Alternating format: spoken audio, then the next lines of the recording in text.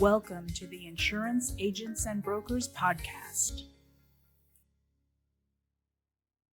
Hello, my name is Megan Fioretta, and I am the brand manager here at IA&B. This is the audio version of the feature article from the May 2024 issue of Primary Agent Magazine.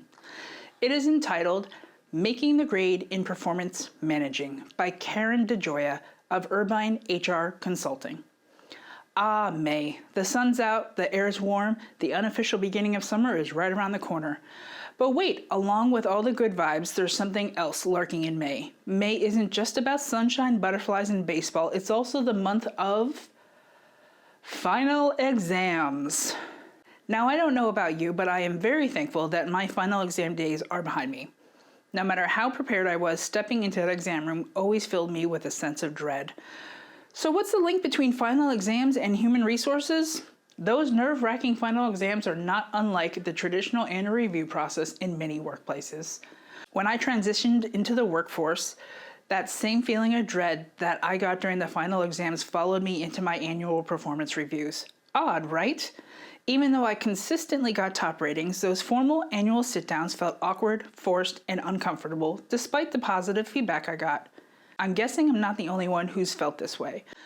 So what can we do about it? Let's spend some time talking about performance management and what it should look like and ways in which to make it valuable for all involved.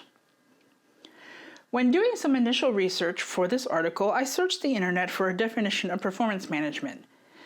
In answer to the question, quote, what is performance management, unquote, a University of Kansas website provided the following response.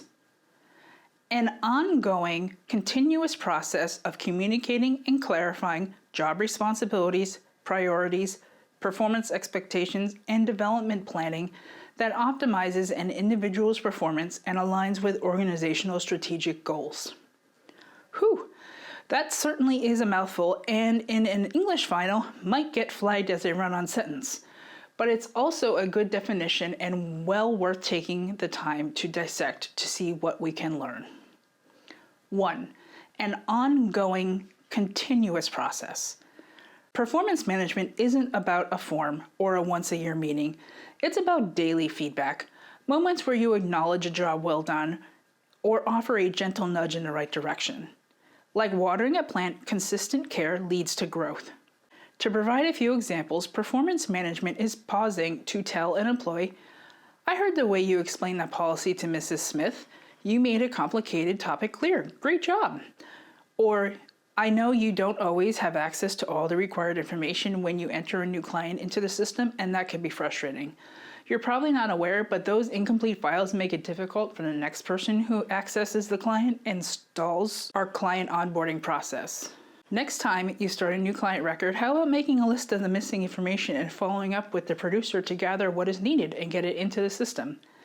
Try to make this happen within 48 hours of initializing the file. In-the-moment feedback does two things. It reinforces desired behaviors and increases the likelihood that they'll be repeated. And in the case of performance that you want to see changed, it provides employees with the opportunity to adjust their approach before it becomes ingrained. By reinforcing the positive and remolding the negative, providing quote, ongoing and continuous feedback regarding performance can help to maximize performance and avoid serious performance issues that may later be harder to change. Number 2, of communicating and clarifying. Communication isn't about talking, it's accomplished when a message is sent, received, and understood. It's a dialogue, not a monologue. Communication allows for questions and seeks clarification. Managers need to keep the lines of communication open, providing regular feedback and making sure their team members understand what's told to them. Okay, so what are we communicating? 2A, job responsibilities and priorities. Performance management starts during the onboarding of new employees, setting the stage from day one. It's about sitting down with new hires, going over the job description, discussing the job responsibilities, the priorities, and the importance of the job.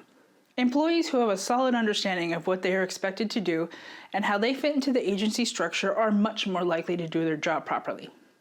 It sounds obvious, but it's surprising how frequently this does not happen. In the absence of a clear understanding, employees are confused and flounder. Clear communication helps to avoid confusion and sets employees on the path to success. At the risk of repeating myself, this communication isn't, quote, once and done. New employees are absorbing a lot of information over the first days and months in a new job.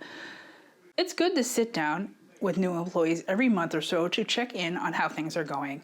A review of the job description each time will help to reinforce understanding and uncover any areas of the job where your new employee isn't yet comfortable. 2B, performance expectations. Your conversation should not focus just on what gets done, but also on the how. Setting clear standards and expectations ensures that everyone is on the same page. For a CSR, one job responsibility detailed on the job description might be responds to client phone calls and answers questions. Performance expectations go beyond the what and talk about how this work should be done. An employee who calls a client back a week after the initial call came in is technically meeting the job responsibility, but probably isn't meeting performance expectations. It's important to clearly communicate the how in addition to the what.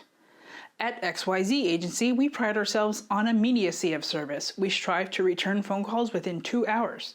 Realizing that that's not always possible, we set a maximum response time of 24 hours.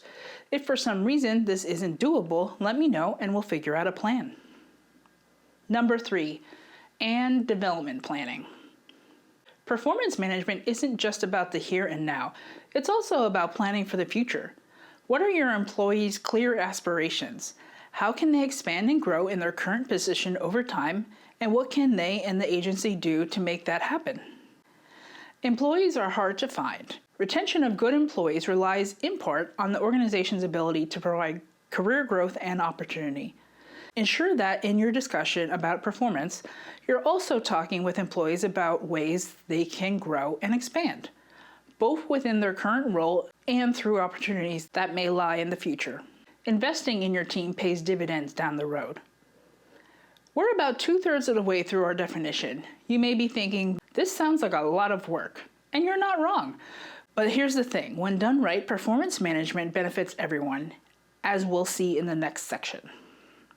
Number 4, that optimizes an individual's performance and aligns with organizational strategic needs. Employees who understand what is expected perform better. This benefits everybody. It's that simple. Strong performance management ensures that everyone on the team is clear about their role and expectations, understands how they fit into the whole, and greatly increases the likelihood that everyone on the team is rowing in the same direction. If you still need more convincing, consider this. Strong performance management has been proven to improve retention, engagement, morale, accountability, and independence. It reduces a manager's need to micromanage, all things that contribute to a happy, productive workplace and fuel organizational performance. Before I close, let's spend a moment on those annual review meetings and forms. Should managers still be doing these? There's nothing inherently wrong with them. It's good to touch base periodically and summarize what's been discussed. Maybe this happens once a year. Maybe it happens quarterly. But here's the kicker. There should be no surprises. Everything you talk about in that meeting should have already been addressed in your ongoing conversations. If that's not the case, it might be time to take a step back and reassess your approach. Has ongoing and continuous gotten lost in the busyness of running the business? Time to give yourself some feedback, make some adjustments. Some days the best performance conversations are those we have with ourselves. At the end of the day, performance management isn't about checking off boxes or filling out forms. It's about communication, building relationships, fostering growth, and creating an environment where everyone can thrive. So here's to leaving those final exam jitters behind and embracing a better way of managing performance, one that's about growth, communication, and collaboration. If you're struggling with performance management or anything else HR related, don't forget that one of the benefits of your IA&B membership is expert HR advice. Karen DiGioia provided this article on behalf of Herbein HR Consulting, IA&B's contracted human resources consulting firm. Karen can be reached at 484-465-1201 or at khdegioia@herbein.com. Thank you for listening. Insurance Agents and Brokers is the premier resource and champion for independent insurance agencies in Pennsylvania, Maryland, and Delaware. For more information, visit iabforme.com.